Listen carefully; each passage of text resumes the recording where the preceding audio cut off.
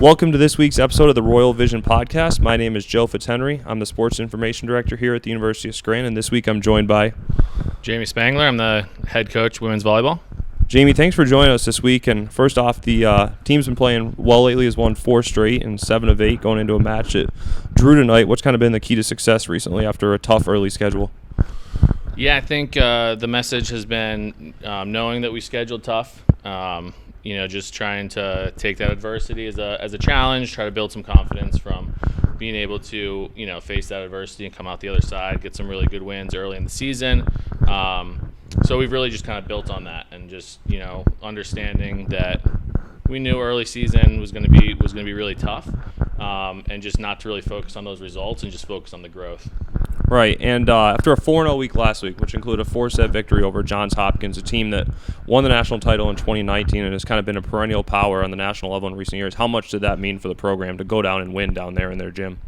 Yeah, the girls were super excited. And the message was kind of the same. We were just looking to go in and earn some, really big confidence points and just grow a little bit. And things really clicked for us. So we were able to, in each set, I think we got down a pretty good amount in each set, and we're able to battle back. And when we're faced again, like in those situations where sometimes things kind of go flat, and probably one of the hardest things in sports, I think, when things go flat, and just to try to have that confidence to bounce back has been something that has been huge for us coming off some of that tough scheduling. So I think that's been the biggest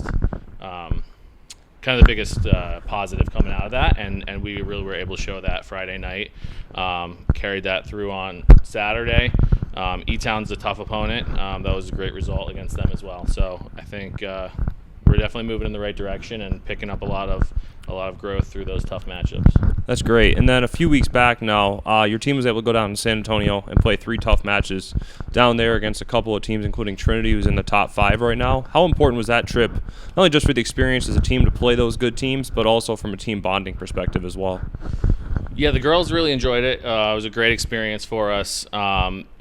Big part of what we do with our team is building those relationships with each other, and so just having a trip like that kind of galvanizes everybody. They have that time that's they're kind of forced to spend together, right? They can't be with their other friends, can't be going out. They're in the hotel with the team. So and that's been a huge priority for us, and something that we talked about at the beginning of the year. Like, we're immensely talented. It's those interrelational things that are gonna be the limiting factor and gonna determine how far we go. So I think the girls have really kind of bought into that and have really put forth a nice effort to make those relationships meaningful. Mm-hmm. And then coming up in the next few weeks here, your senior setter, Kaylee Cox, is going to be chasing 2,000 career assists.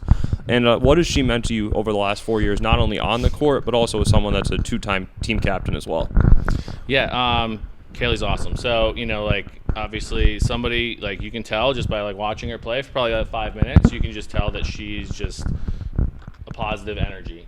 She's always smiling, she's always having fun.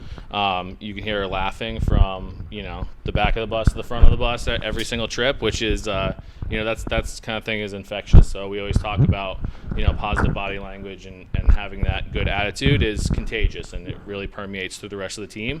And then not to mention how just immensely talented she is. So even her freshman year, she came in, she actually had a much different role on the team. She actually hit for us a lot, rather than setting, and so she's been able to kind of do it all for us throughout her time here. And obviously as a setter, she's just fantastic. So she came in with a lot of talent, and then has been working a ton. It's really tough to kind of those girls that have always been really good and really big contributors. It's kind of tough to notice how much they're actually improving, but Kaylee has improved a ton. As far as what she's doing and this being able to step it up to the next level now with the level of competition has really been pretty awesome. And we touched on the tough schedule earlier. There was, in fact, 13 teams on your schedule this year that made the NCAA tournament a year ago. What advantage do you kind of see, obviously, of being able to have that tough schedule after the team had earned an at-large bid to the NCAA tournament last year? Yeah, that's what it's all about. It's all about getting that bid.